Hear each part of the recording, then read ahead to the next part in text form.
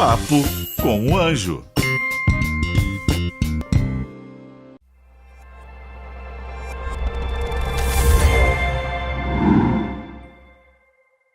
Eu recebo muitas perguntas. João, como eu abro minha empresa? João, como eu tiro minha ideia da cabeça, boto no papel? Como eu tiro minha ideia do papel e coloco na prática? Essas e muitas outras respostas eu te ofereço no curso Empreendedorismo 4.0, esse curso incrível, 4 módulos e muita informação útil para você aplicar no seu negócio. Clica aqui, você vai ter acesso agora a esse conteúdo incrível e inédito.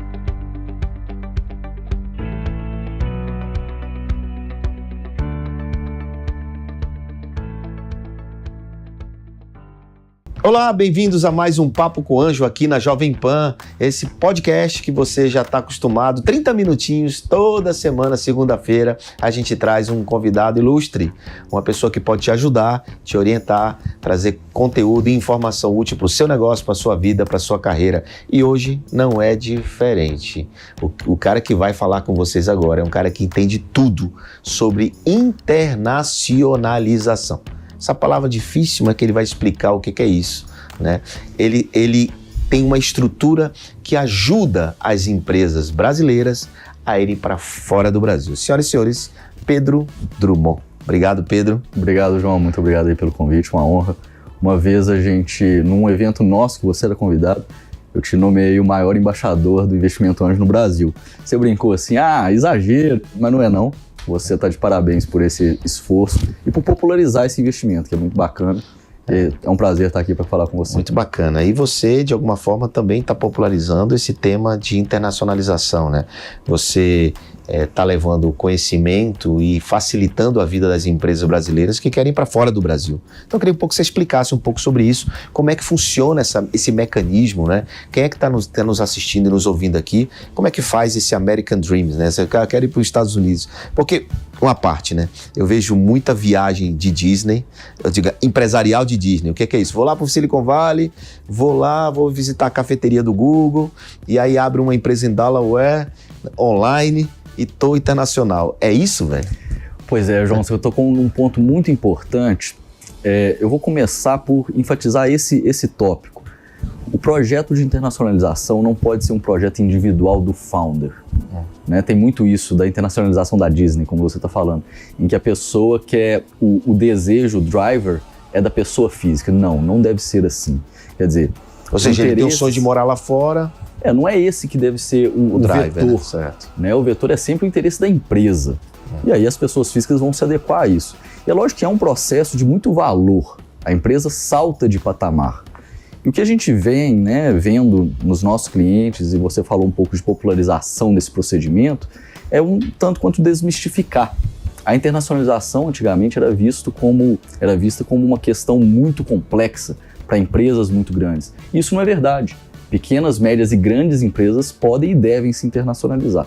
Então, bater um pouco um papo sobre isso para a gente desmistificar o processo e poder... Você montou uma estrutura jurídica? Como é que é o teu processo? O que é a Drummond Associados? Como é que você faz isso? Acho que esse é o mecanismo. Para a gente começar aqui, acho que era importante a gente já dizer quais são os passos, né? E aí a gente avança no entendimento. A Drummond ela é um grupo de empresas que a gente se dedica a 3 grandes pilares. O ramo contábil, o ramo jurídico e o ramo tributário nos 2 países, Brasil e Estados Unidos. Então a gente entrega para a empresa toda a parte técnica da internacionalização.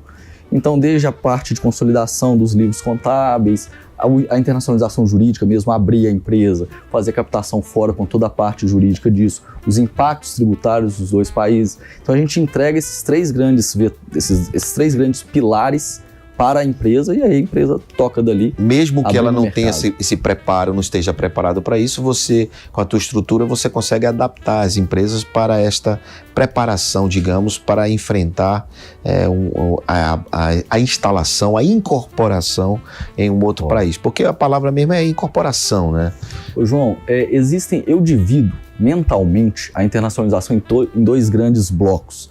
Você tem a internacionalização que eu chamo operacional. É aquela empresa que vai efetivamente vender fora. Só vender ou se instalar lá? se instalar e vender. Se instalar e vender. Não estou falando aqui de exportação de serviço nem de produtos. Bom, eu estou fazendo essas perguntas bem básicas, que é para todo mundo conseguir entender o que você faz e qual é o playbook disso, né? Sim. De que maneira isso acontece.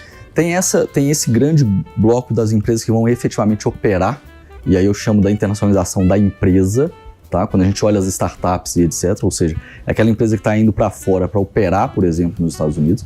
E tem a internacionalização, que eu chamo de internacionalização do investimento, que, embora a empresa não vá efetivamente operar no dia 1, ela, na verdade, está fazendo uma reestruturação para fora para captar recursos fora. Então, é uma estratégia, né? É uma estratégia. Mas, até porque os valuations lá fora são maiores do que os valuations aqui. Maiores, a liquidez é maior, as rodadas futuras são maiores. E hoje a gente já vê empresas muito jovens fazendo essa estruturação fora para captar fora. Isso não é raro. Pelo contrário, é muito comum, o que a gente chama do flip, né? Então aí os fundos externos reconhece que a empresa está flipada, que é uma empresa incorporada nos Estados Unidos, e aí fica mais fácil o investimento. Fica mais fácil. Infelizmente, porque eles não fazem investimentos com limitadas, por exemplo. Não. Infelizmente, o Risco Brasil afasta o investimento do estrangeiro. E aí, quando você está frente a um fundo estrangeiro, ele vai exigir a estrutura fora. E empresas que já estejam prontas para isso vão ter um caminho mais rápido de negociação e de fechamento com esses players internacionais. Entendi. Então, quem está nos ouvindo e assistindo aqui agora, quiser internacionalizar amanhã, o que é que ele precisa fazer? Quais são os passos? Planejar primeiro. Planejar os seus porquês. Isso. Por que você quer fazer isso? Né? Isso. Quer porque quer vender, quer porque quer captar, quer porque tem o sonho de morar lá. Um planejamento estruturado, de curto, médio e longo prazo. Entender os impactos tributários e colocar a mão na massa para fazer esse flip acontecer. A gente tem incontáveis exemplos de quem fez isso com sucesso, mas tem que ser um movimento bem pensado. Então, a empresa continua existindo no Brasil e você abre uma empresa americana, uma Inc. americana, e aí uma é dona da outra. Como é que funciona isso? Assim, como é que é a estratégia? A empresa brasileira sempre continua existindo, porque a operação está no Brasil. E aí você tem dois tipos de estruturas. Um em que a holding é americana, né, com uma operacional brasileira, por exemplo, e a outra estrutura em que a holding é uma offshore com uma empresa de passagem, uma pass-through que a gente chama, nos Estados Unidos é limitada no Brasil. Essas duas estruturas têm diversas questões tributárias envolvidas nisso. E é importante o founder entender para onde que essa empresa vai, para entender qual que é a melhor estrutura para ele. Tá? Existem empresas que já nascem nos Estados Unidos. A gente tem muitos clientes brasileiros que já montaram a empresa nos Estados Unidos de início, e aí por diversas questões, às vezes porque está participando de um programa de aceleração nos Estados Unidos. Os Estados Unidos têm aceleradoras importantíssimas e muito boas, Plug and Play, diversas que inclusive nossos clientes já passaram por elas. Né? A The Venture City é uma aceleradora muito bacana hoje na Flórida. Na Flórida, né? A Flórida cresceu muito, aliás, né? Miami tem se tornado um hub. Até porque Califórnia está muito complicado. Cara, a Califórnia, ela é cara. É muito caro. Né? Para o founder brasileiro, para a operação brasileira, você tem uma questão aí de fuso horário complicado. Então a gente vê Não fuso horário, voo, tudo é complicado. Tudo é complicado. Não, isso é, assim, mas os fundos estão lá, né? Ainda estão lá, né? Então, tudo bem que a pandemia... É um ecossistema que... É um ecossistema muito forte, né? Com certeza. Diferente. Ô Pedro, desse tempo, você está há quanto tempo na Drummond? Quanto tempo a Drummond existe? A gente tem 10 anos de existência. 10 anos de existência. Nesse tempo da Drummond, qual foi o maior erro que você viu, ou os maiores erros que você viu de empreendedores na busca pela internacionalização, esse fato de ir embora para lá, de querer American Dreams, né? De querer vender nos Estados Unidos e ganhar dinheiro e captar lá? Ô, João, a empresa que começa a buscar a internacionalização, ou já viu a necessidade, ou tem um cliente que está chamando para internacionalizar, ela geralmente é uma empresa que já está tendo sucesso, né, um pouco. E aí eu acho que o principal erro vem de uma vantagem, ou seja, você não pode presumir que o seu sucesso no Brasil vai se replicar tal e qual ocorreu no Brasil, tá? Ou seja, é uma outra validação. Precisa adaptar, né? Você está entrando num novo mercado, então encarar esse novo mercado, né, de olhos abertos, de peito aberto para poder adaptar o produto o processo de venda. Então não é, o que você está dizendo é o seguinte, um dos erros que você viu é assim, não é somente se instalar juridicamente e tecnicamente, tem a questão do produto, da climatização do produto e do serviço, para ver se ele vai ter aderência lá fora, porque senão você não tem venda e como é que você sustenta a operação? Exatamente. É isso? É isso aí. Esse é um erro. E outros? Tem outros? Não planejar, a gente pega muita empresa que começou equivocada do ponto de vista tributário, e aí você tem que fazer uma reestruturação lá na frente. Isso, lógico, vai dar mais trabalho do que se você estruturasse corretamente desde o início. Então, não fazer um planejamento tributário no início pode te custar muito caro lá na frente. Certo. E isso é pênalti para investidor, por exemplo, quando ele vê que a empresa não está adequada? Pode ser, porque no final das contas isso é um liability, né, da empresa. Então a gente tem que pensar nisso desde cedo. O que faz a Drummond, além desse trabalho tributário? Vocês têm um processo de educação? Como é que vocês lidam com esse? Qual é o tipo de cliente que contrata a Drummond? São pequenas empresas, startups, ou indústrias? O que é que vocês... A gente tem diversos níveis, né, diversos tamanhos das empresas. A gente tem desde empresas de capital aberto, que são as big players aí na internacionalização, empresas de médio porte, que já estão exportando, já tem muito tempo de mercado, estão entrando nos Estados Unidos, seguindo o cliente que já compra.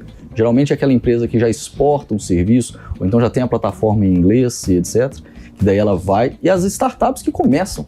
A gente tem empresa que começa já do zero conosco, incorporando nos Estados Unidos ou offshore, já para captação do primeiro cheque. Do primeiro cheque? Do primeiro cheque, já faz um investimento anjo nos Estados Unidos. Opa! Né? E aí com os instrumentos americanos, um SAFE, um Convertible Note, a gente tem desde o comecinho até empresas. E vocês fazem roadshow lá? Vocês ajudam o cara a captar? A gente pode ajudar sim. Isso é uma coisa muito interessante.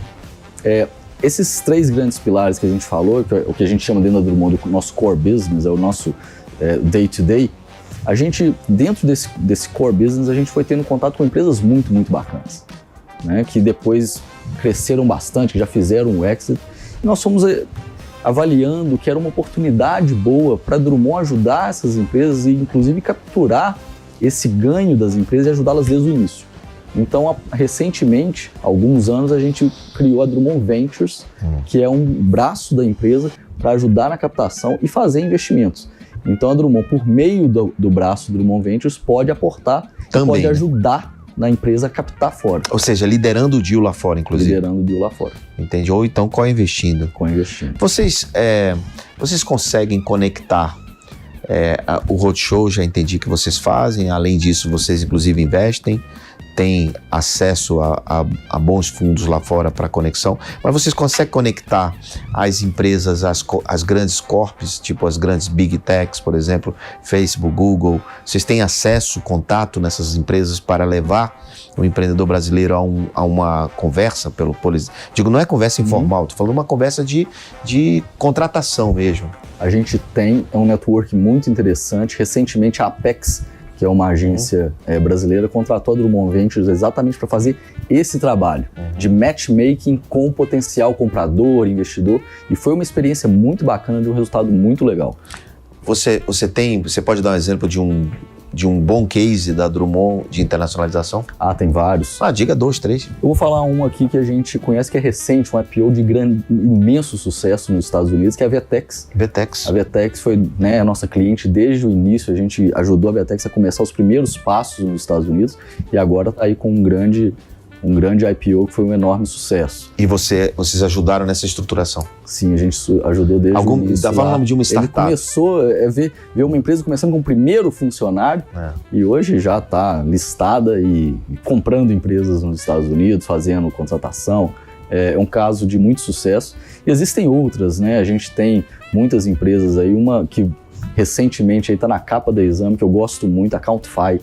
A Countify foi uma que já se estruturou fora para captação. Entendi. Então se captou e foi junto com vocês? Foi junto com a gente, né? A gente fez então essa estruturação para captação do primeiro recurso e agora está voando, vai internacionalizar a operação muito em breve. Muito bem. E tem uma que eu conheço também, que foi aquela que faz vídeos de esporte, como é o nome dela? Meu Deus do céu. Nós temos a Tracto. A Tracto também, vocês estão operando com a Tracto, é verdade. Bacana, né? Muito boa. Eu vou me lembrar. Tem muitas empresas bacanas. Tem a Zux Media, né? A Zux do Rio de Janeiro também, que é um case de sucesso, uma empresa muito boa que também vai voar. Muito legal. Pedro, me fala uma coisa, sobre visto. Esse é um grande tabu, né? Como é que funciona isso? O empreendedor, ele recebe automaticamente quando ele incorpora o visto americano? Como é que é? Um visto de trabalho? Esse é um ponto muito, muito relevante. Por quê? Porque o visto, ele é uma questão que foge do controle do negócio, do operacional. Né? Ele envolve a interface com uma agência governamental e envolve um tempo significativo para o empreendedor. A gente viveu a pandemia aí, foi um desafio fazer a questão do visto. Vai abrir agora, em novembro. Em novembro a gente abre os voos, né? Então o consulado brasileiro ainda está com um backlog enorme. Eu, por exemplo, estou com meu visto vencido e não consigo. Está marcado para abril do ano que vem. Mas é possível em alguns casos, tá? E é interessante levar essa informação para o público em geral. É possível em alguns casos pedir a exceção desse backlog para que o empreendedor tenha uma entrevista antecipada. A gente tem feito isso muito na empresa, a gente tem um braço de imigração, de business immigration, e que a gente faz bastante dos vistos de negócio, e cada caso vai exigir um visto. Quer dizer, não é o visto padrão, não? Não é um one size fits all, não é isso. A gente tem que estudar e ver o que é o melhor, fazer uma adequação do visto ao tipo de negócio que aquele empreendedor está fazendo, qual que é o tipo de... Quem é esse empreendedor? Às vezes não é o visto para o fundador, às vezes é o visto para um gerente, às vezes é o visto para alguém técnico da plataforma que precisa estar nos Estados Unidos, por exemplo, para treinar o programador, tá? Ou então para entregar um serviço físico. Isso vai depender, a gente faz o que a gente chama de screening para determinar qual que é o melhor visto e aí pedir. Cara, é bastante complexo, né? Precisa de muito apoio, muita orientação. O CEO de uma companhia já está cheio de atividades, né? Se ele não tiver esse suporte, né? essa orientação de empresas como a sua, né? Fica mais difícil para ele atingir e buscar esse processo de internacionalização. Como nasceu a Drummond? A Drummond nasceu no ramo contábil, né? Há 10 anos atrás, exatamente para a gente sentia a necessidade de um middle market que estava órfão de bons prestadores de serviço. Todos os sócios são egressos ou das Big Fours, né, de contabilidade, ou de grandes escritórios de advocacia internacionais, em que a gente se juntou exatamente para prestar um serviço que a gente identificava que você tem as grandes corporações, né, que já fazem negócios internacionalmente há muito tempo, até conhecem bem desse mercado. Você tinha, isso há 10 anos, né, você tinha um mercado muito pequeno que não fazia essa internacionalização ainda, e a gente identificava sempre um middle market órfão de bons prestadores de serviço. Então os sócios já faziam esse tipo de serviço para grandes players em grandes escritórios e grandes consultorias. E aí no ramo contábil a Drummond nasce, depois entra o ramo jurídico, e aí a gente uniu todas essas forças para a gente seguir e entregar um pacote que a gente possa olhar todos os aspectos mais relevantes da internacionalização. Quantas pessoas tem na Drummond? Hoje a gente está com cerca de 180 pessoas em 5 escritórios no Brasil e Estados Unidos. E quantos sócios? Somos 4 sócios. Você, Bruno? Eu, Bruno, Michel e Joyce. Michel e Joyce. Joyce eu não conheço. Conheço o Michel. Sim. Michel é uma onda, né? Porque Michel trabalha na Brickell. E quando a gente faz live com ele, ele tá ali. A gente se visual, mal, né? Pô, Michel, assim, caramba. Michel tá lá, você tá putz, eu vou fazer da praia pra fazer inveja a você, porque ele sempre tá de boa, de bem. E Miami tem se tornado um hub de tecnologia, né? A gente tá vendo uma mudança do perfil, né, das empresas que vão para a Flórida. Eu acho que o brasileiro precisa considerar a Flórida para a questão de tecnologia mesmo. Existem alguns que para negócio imobiliário e várias coisas, para morar, a Flórida era a preferida, né? Já era, né? Agora está entrando essa questão de tecnologia também. Então, mas aí agora vinha a tecnologia. No Texas também. No Texas? O Texas tem o polo de Austin, que está se tornando de tecnologia muito bacana. A gente tem empresas de óleo e gás muito na região de Houston também. Que é Austin eu ia lá todo ano, né? No South by Southwest em março. Incrível evento. Todo ano eu ia. Eu não fui, não teve no 2020. A pandemia parou muita coisa, tudo, né, João? Então, vai voltar agora. Esse ano, inclusive, já vai ter Web Summit em Lisboa, né? É um evento muito focado para tecnologia. Você costuma frequentar todos esses eventos? A gente vai nesses eventos todos, né? Tem um evento muito bacana para quem quer investir nos Estados Unidos, que é o Select US. Select US é um programa do governo federal americano exatamente para dar suporte para as empresas que querem investir e se internacionalizar para os Estados Unidos. Peraí, suporte para as empresas que querem internacionalizar. Sim. É investir para internacionalizar. O que é eu investir para internacionalizar? Isso eu não entendi. Porque o empreendedor vai lá para captar, né? Não para investir. Não necessariamente. Quer dizer, quando eu falo investir na internacionalização, o Select US, ele ajuda aquela empresa que vai se instalar no país para operar nos Estados Unidos.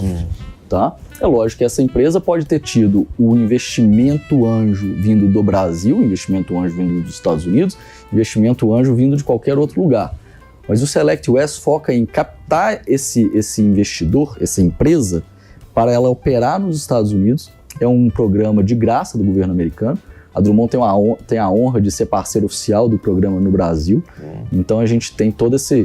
Então, além de você orientar, você ainda pode aplicar para o Select West, que vai ajudar bastante, né?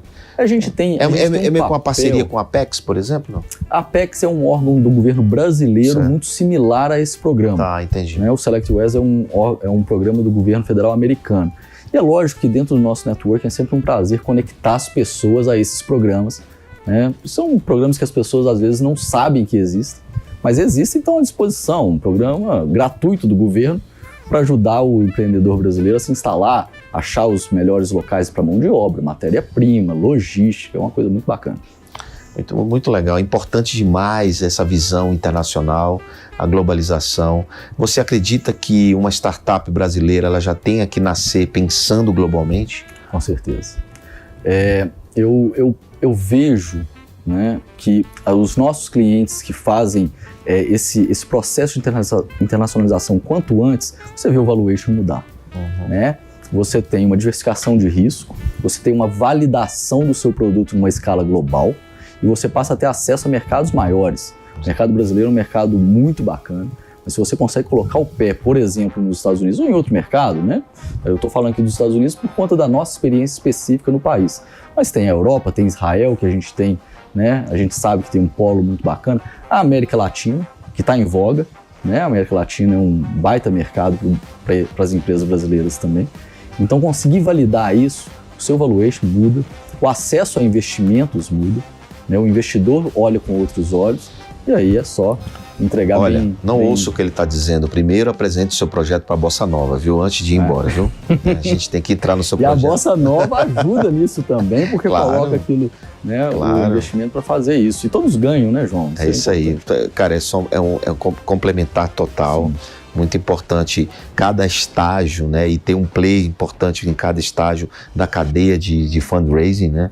E a Bossa está ali no Pre-Seed, fazendo o papel dela no Brasil de uma maneira muito significativa. São 900 startups investidas, né? João, o papel da Bossa, ele é inigualável nessa questão de popularizar o investimento anjo, né? E uma das coisas que eu vejo, porque o investimento anjo, a gente tem muitos players falando conosco e eu enfatizo sempre uma questão. Não é mágica. Tem experiência nisso. Né? Então não é fala fácil. Com quem entende. Não é fácil você colocar dinheiro muito no começo, né? É difícil. Não é fácil, não é muito. Eu digo que meus colegas VCs, né? Eles têm um papel, botam um cheque de 10 milhões numa empresa, uma empresa madura, uma empresa com 70 colaboradores, é uma coisa. Agora, a gente botar 300 mil numa empresa que tem 3 pessoas... Começando, é muito risco, né? E a gente vem acertando. E eu digo que o que importa é o track record. Porque nosso track record, ele tem 44 exits e 60 no total write-off, incluindo os fundos que a gente investe. Então, faz a conta, né? É menos de 10% de erro, né? E é sempre um aprendizado, né, João? Você está sempre aprendendo com esses investimentos e melhorando, né? Então, buscar quem tem experiência no assunto, é isso aí. Seguir... Acho que essa é a grande mensagem para todos vocês. Buscar em quem tem experiência, colar em quem sabe que você pode até gastar mais no começo, mas você economiza na sequência e você vai ter uma qualidade muito maior em tudo que você vai fazer. Pedro, ninguém sai daqui sem deixar um recado, uma dica importante para quem está nos assistindo. Aqui você pode agora se direcionar para quem quer internacionalizar, para investidor, para empreendedor, enfim, whatever, você que manda. Bacana. Bom, a gente tem aí 2 grandes públicos assistindo, né? O investidor anjo e as empresas, o empreendedor. Eu acho que para o empreendedor é trabalhar muito, não esperar estar 100% pronto para dar o passo da internacionalização ou de qualquer outro projeto, quer dizer, arriscar mais e mais né? Confiar em você, porque não vai chegar o momento que você vai se sentir 100% seguro, 100% pronto. Tem que buscar e se desafiar. E para o investidor anjo que está escutando a gente, é buscar a experiência de quem já fez isso. Não é mágica, é trabalho, é experiência, é estudar esse mercado, estudar as coisas que deram certo, colar em quem entende e que vai ter muito sucesso, porque é um mercado muito bacana de aprender mais e investir mais. Muito obrigado, João. Valeu, Pedro. É isso aí. Você que ficou com a gente aqui no mais esse episódio do Papo com o Anjo entendeu que é importante é colar em quem sabe. Pedro sabe, então cola nele aí. Pessoal, então vejo vocês aí na próxima segunda-feira aqui em mais um episódio do Papo com o Anjo aqui na Jovem Pan.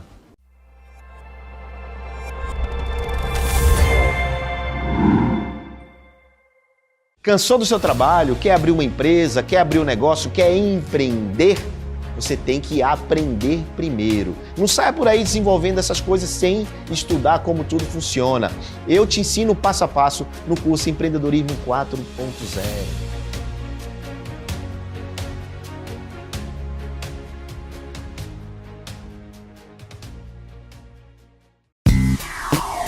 Papo com o Anjo.